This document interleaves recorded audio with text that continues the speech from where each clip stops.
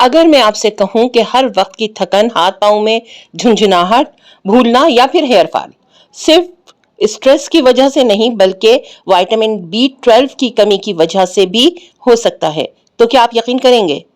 آج کی ویڈیو میں آپ کو وائٹامن بی ڈیفیشنسی کی 7 ایسی نشانیاں بتاؤں گی جنہیں بہت سے لوگ نارمل سمجھ کر اگنور کر دیتے ہیں، اور یاد رکھیے جتنی دیر ڈائگنوسس میں ہوتی ہے اتنا ہی ریکوری مشکل ہو جاتی ہے۔ السلام علیکم، میں ہوں ڈاکٹر ممتاز عطا اور آپ دیکھ رہے ہیں ڈاکٹر ممتاز عطا ہومیوپیتھک کلینک۔ اگر آپ ہیلتھ اور ہومیوپیتھی سے متعلق ایتھینٹک اور پریکٹیکل معلومات حاصل کرنا چاہتے ہیں تو چینل کو سبسکرائب ضرور کر لیجئے گا۔ چلیے اب آتے ہیں اپنے موضوع کی طرف۔ اگر آپ پوری نیند لینے کے باوجود ہر وقت تھکن محسوس کرتے ہیں تو اس کی ایک وجہ وائٹامن B12 ڈیفیشنسی بھی ہو سکتی ہے۔ Vitamin B12 red blood sales بنانے میں اہم کردار ادا کرتے ہیں۔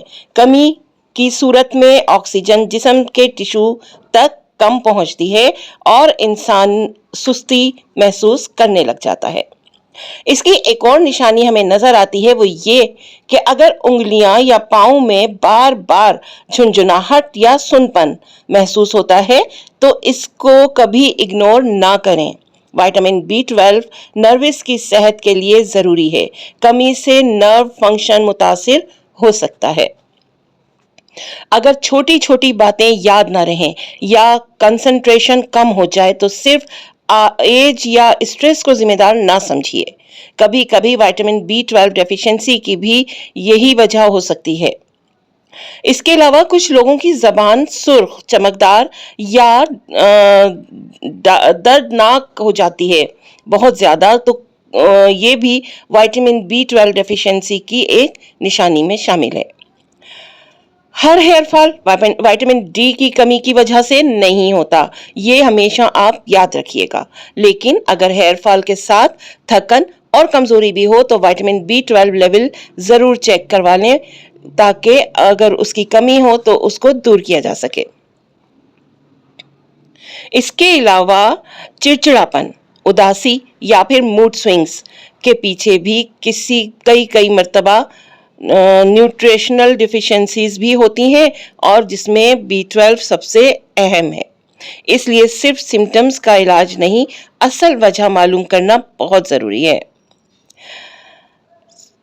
سیڑھیاں چڑھتے وقت سانس پھولنا یا ہلکے سے کام پر چکر آنا بھی وائٹامن B12 ڈیفیشنسی کی ایک بہت اہم نشانی میں شامل ہوتی ہے۔